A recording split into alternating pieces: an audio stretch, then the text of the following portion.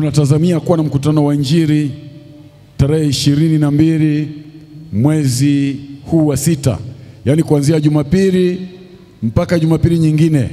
Tutakuwa na wageni, mhubiri wa kimataifa Abishalom Longan kutoka Arusha, lakini pia tutakuwa na malikia wa nyimbo za Injili Rose Muhando, pamoja na mwimbaji maarufu pia Butati, pamoja na Matias Mwanyamaki kutoka Morogoro, Butati kutoka Dar es Salaam, Muhando kutoka Dar es Salaam. Kwa hiyo tungependa tukushirikishe na wewe unayetufuatilia katika mtandao uweze kufanya kazi pamoja na sisi, uchangie katika kuwezesha mikutano hii.